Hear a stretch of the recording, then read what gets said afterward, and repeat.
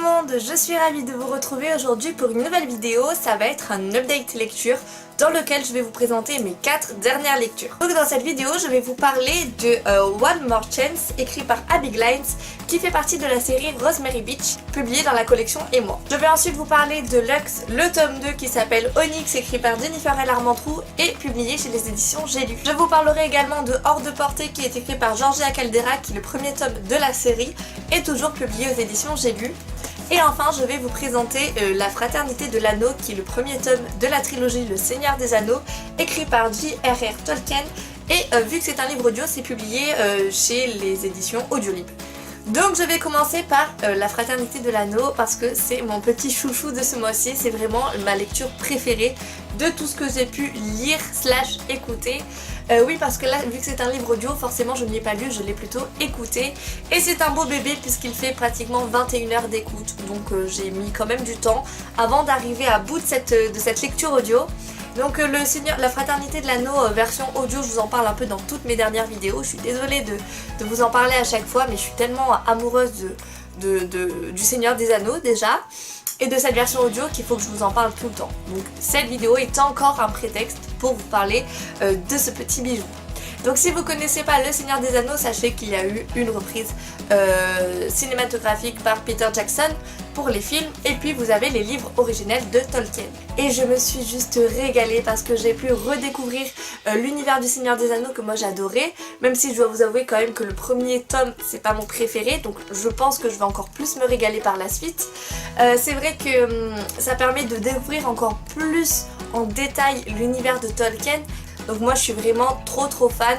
La voix du conteur qui est Thierry Johnson est vraiment formidable parce qu'il faut savoir que dans Le Seigneur des Anneaux, pratiquement tous les personnages sont masculins, donc toutes les voix qu'on entend sont masculines.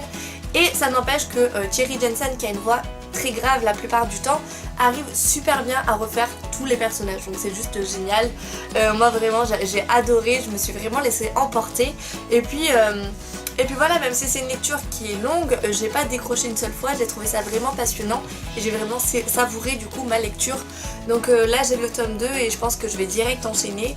Même si le tome 2 est un peu plus court, je pense que ça va quand même mettre un petit peu de temps avant que je le termine. Mais voilà, en tout cas si vous connaissez pas Le Seigneur des Anneaux, je vous conseille dans un premier temps peut-être de voir les films, parce que c'est vrai que le texte est quand même un petit peu plus compliqué que ce que vous avez dans les films, qui sont plus grand public on va dire, en tout cas les films. L'histoire en elle-même n'est pas réservée qu'aux adultes, mais c'est vrai que la plume de Tolkien est quand même assez complexe à certains moments, assez longue, très descriptive. Donc je pense vraiment que si vous connaissez pas, vaut mieux que vous regardiez dans un premier temps les films et après que vous vous lanciez dans les livres ou alors dans les livres audio. Et si vous connaissez, que vous avez vu les films, franchement foncez, écoutez cette nouvelle traduction, moi vraiment j'adore. Ensuite je vous parle de Lux, le tome 2 c'est Onyx, donc écrit par Jennifer L. Armentrout. Bon, c'est pas une surprise, j'ai adoré. Pourquoi c'est pas une surprise? Parce que j'avais déjà lu dans son intégralité la saga Lux. Et c'est un gros coup de cœur hein, pour que je veuille le relire une deuxième fois, c'est que vraiment ça m'a marqué. Ce qui est vraiment génial, c'est que même en ayant relu le deuxième tome, j'ai quand même retrouvé des sensations un peu de surprise, d'étonnement à certains moments. Parce que vu que la série fait quand même 5 romans, enfin la série comporte 5 romans plus encore des tomes un peu annexes, c'est vrai que du coup il y a certains détails que j'ai quand même oubliés, et le fait de me replonger dans le tome 2 ça m'a re-tilté, et là j'ai fait ah ouais non c'est vraiment génial. Donc ouais, je me suis surprise moi-même à me surprendre et je trouve ça vraiment chouette. Dans ce tome 2 en tout cas on est beaucoup plus dans tout ce qui est rebondissement. Le tome 1 c'était vraiment la découverte du côté un peu fantastique, on pose la base. Le tome 2 on rentre vraiment dans l'action. On a plein de revirements de situation, je pense notamment à la fin, à ce qui se passe également au milieu. Donc clairement dans tout le roman en fait il y a des gros revirements de situation, c'est trop bien. J'ai vraiment envie de redécouvrir la suite. Et vous, si vous êtes lancé dans le tome 1 ou si vous ne connaissez pas la série, il faut vraiment vous continuer, parce que en fait le tome 1 pose vraiment la base, mais c'est à partir du tome 2 je trouve que on rentre dans le vif du sujet quoi. Il y a tellement de choses qui se passent, il y a tellement de nouveautés, de découvertes, qu'il faut vraiment continuer la série. Et vous allez voir qu'une fois entamé le tome 2, vous allez vouloir vous faire le tome 2, le tome 3, le tome 4 et le tome 5. Ensuite, je vais vous présenter 2 romances new adultes. Donc, je commençais par Hors de portée, donc écrit par Georgia Caldera. C'est un livre que j'ai lu très rapidement. En même temps, c'est quand même un format poche. Donc, déjà de base, les formats poche, ça se lit assez vite. Et puis, il fait un peu moins de 500 pages. Voilà, vous voyez un petit peu l'épaisseur du livre. Un peu moins de 500 pages. Alors, là, j'ai été très surprise, vraiment. En fait, j'ai reçu le tome 1 parce que aux éditions j'ai lu, il y a le tome 2 et le tome 3 qui sortent en version regroupée. Et moi j'avais demandé de recevoir le tome 2 et le tome 3 parce que le livre est juste magnifique, mais ça je vous le montrerai dans une prochaine vidéo. Et du coup, Clara m'a envoyé le tome 1, donc Hors de portée. Au niveau de l'histoire, je vous disais, j'ai été très surprise parce que je m'attendais pas du tout à autant aimer. C'est-à-dire que je partais pas du principe que j'allais pas aimer, heureusement d'ailleurs, sinon j'aurais pas demandé à le lire. Mais le scénario en soi, il est très basique. C'est-à-dire qu'il reprend vraiment tout ce qu'on retrouve dans une romance new adulte. Des scènes de sexe, des personnages torturés, au passé torturés, une romance, une histoire plutôt, une romance, l'évolution de la romance avec des revirements de situation, avec du je t'aime plus, qu'est-ce qui va se passer à la fin finalement. C'est toujours un peu le même scénario, parce que là on est purement dans de la romance. Donc la romance est finalement le centre principal du roman.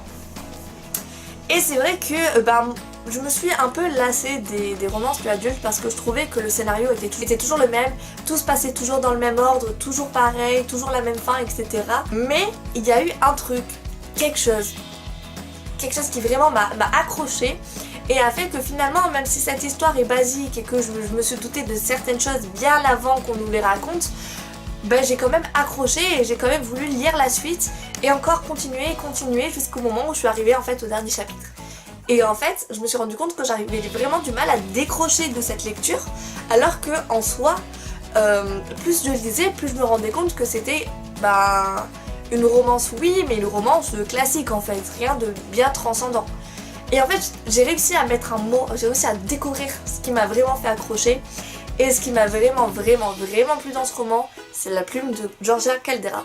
C'est un truc de fou, c'est-à-dire qu'autant l'histoire en elle-même, elle est, comme je vous dis, classique, basique, tout ce que tu veux, autant dans la manière dont le récit est construit. Donc déjà, on a des chapitres qui sont très courts, ce qui fait que tu te dis, bon allez, encore un chapitre, bon allez, encore un chapitre, bon allez, encore un chapitre, etc. Et puis même, c'est écrit d'une manière, je sais pas, j'ai du mal à expliquer, mais la plume de l'auteur, c'est vraiment le truc qui a fait que j'ai accroché à cette lecture, que j'ai adoré, que l'auteur a réussi à nous faire vivre une histoire qui est pourtant banale en quelque chose d'assez extraordinaire.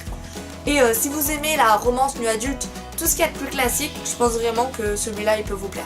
Ensuite on continue avec un autre roman new adulte, je vous l'ai dit, je lis beaucoup de romances new adultes, c'est One More Chance de Abby Glites, et qui est le tome 2 de la duologie Take a Chance. Alors je regardais derrière parce que j'ai tous mes livres qui sont derrière.